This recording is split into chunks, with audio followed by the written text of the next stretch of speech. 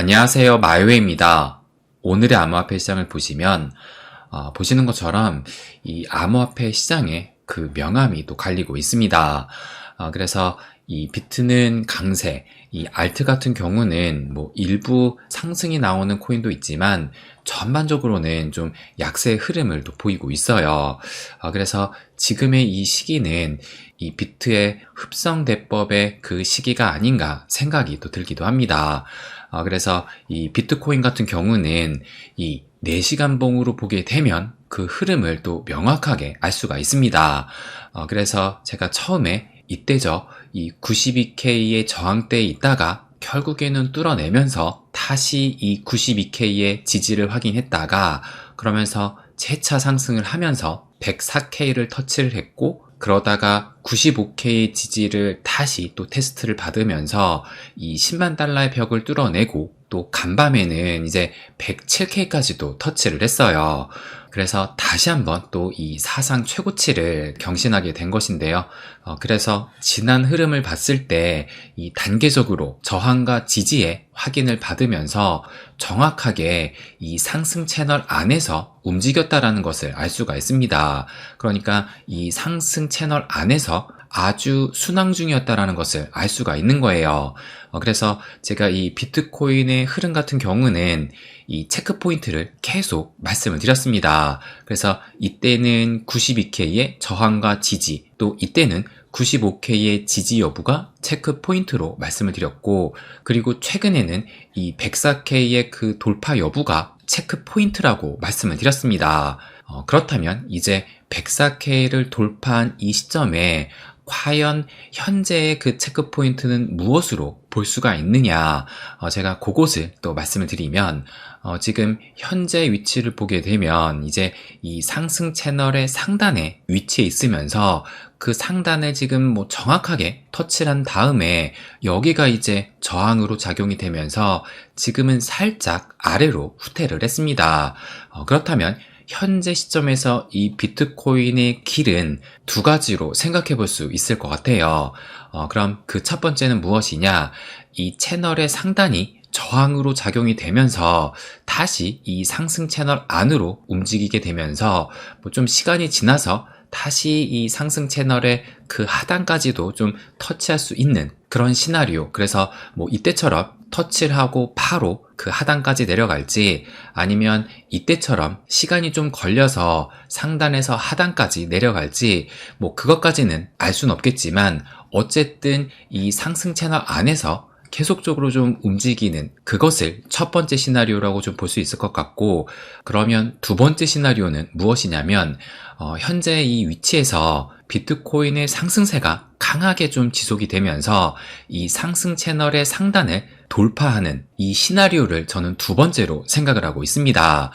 그래서 체크 포인트로 말씀을 드리자면 제가 이렇게 써놓은 것처럼 지금 고점이 107.7K이기 때문에 108K를 먼저 터치를 하게 되느냐, 아니면 이 상승 채널의 중간값인 이게 지금 대략적으로 한 104K 정도 되거든요. 그래서 104K를 먼저 터치를 하느냐. 그래서 만약에 이 104K를 먼저 터치하게 된다면 재차 좀 가격이 빠질 가능성이 높으면서 이제 이 10만 달러의 벽을 다시 한번 지지 테스트를 받는지 그 움직임이 나올 수 있을 것 같고, 반대로 이 108K를 터치를 한다면 이 상승 채널의 그 상단을 상방으로 돌파하는 것이기 때문에 좀 더 큰 상승이 나올 가능성이 높아지지 않을까, 저는 이렇게 예상을 하고 있는 겁니다. 그래서 현재 그 포인트로는 104K를 먼저 터치를 하느냐 아니면 108K를 먼저 터치하느냐, 이것을 체크 포인트로 보면 될 것 같아요.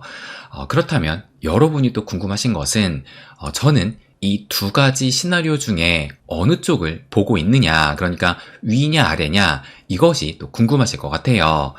그러면 이제 저의 개인적인 관점을 좀 말씀을 드리면 뭐 어느 정도 예상을 하시겠지만 저는 상방으로 예상을 하고 있습니다. 그러니까 이 108K 위로 올라서게 되면서 더 큰 상승세를 만들 것으로 예상하고 있어요. 뭐 물론 희망까지 담아서 예상을 한 것이긴 한데요.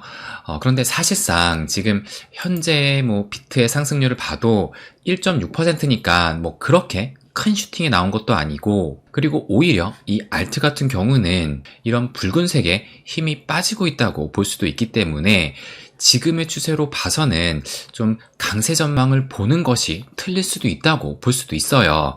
그럼에도 상방을 보는 이유가 무엇이냐면, 제가 어제 이 탈방에는 이미 말씀을 드리기도 했었는데, 이제 이 19일이죠. 한국 시간으로 4시가 되면 이 연준의 FOMC 금리 결정이 이루어지게 됩니다.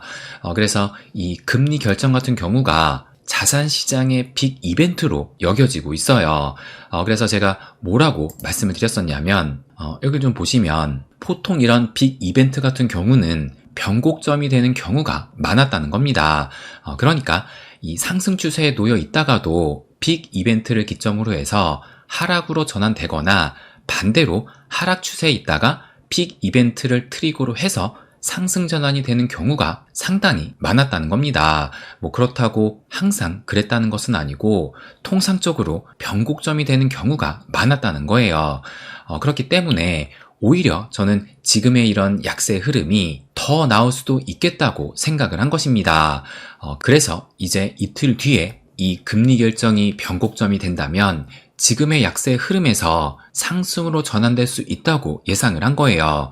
그리고 또 결정적으로 이것을 좀 보여드리면, 이번 금리 결정을 지금 25bp의 금리 인하를 무려 95.4%나 예상을 하고 있습니다. 그렇기 때문에 다시 이것을 좀 보여드리면, 이 미국의 금리 결정이 25bp의 금리 인하로 확정 발표가 될 경우에 시장은 안도를 또 하면서 이 산타랠리에 대한 기대감을 더 키우게 되면서 상승으로 전환될 가능성이 저는 매우 높지 않을까 예상을 하고 있다는 겁니다. 그렇기 때문에 지금의 현 위치에서 하방으로 갈 경우보다는 상방으로, 그래서 이 상승 채널의 상단을 뚫어내지 않을까 저는 이렇게 예상을 하고 있는 겁니다.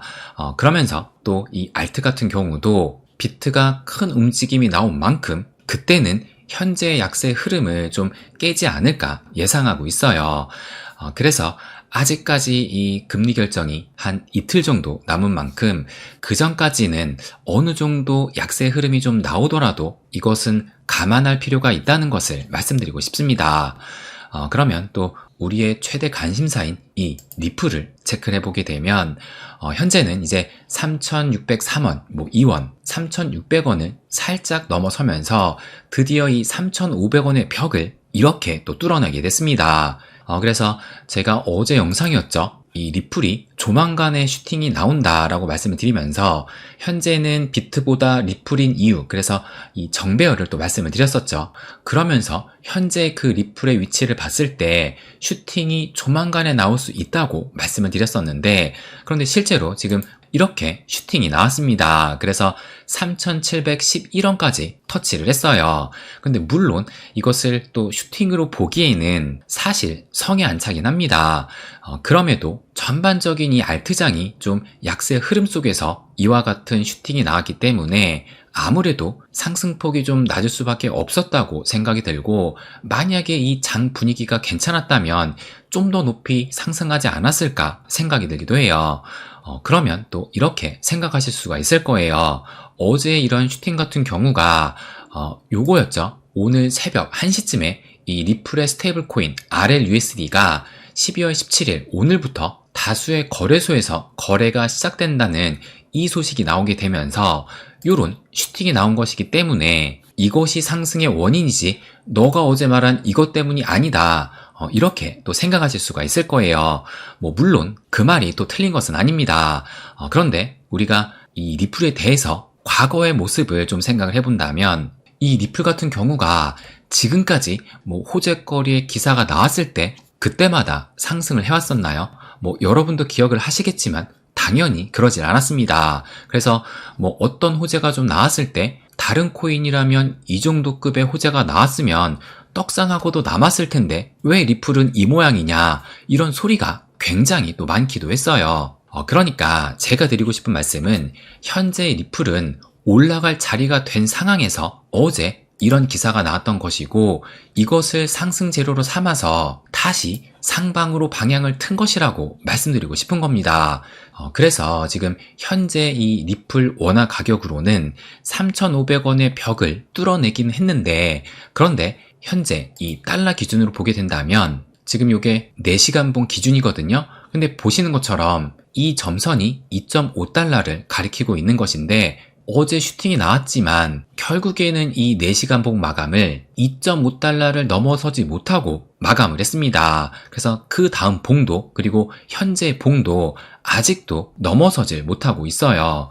그만큼 지금 현재 이 2.5달러의 벽이 강하다고 볼 수가 있는 겁니다.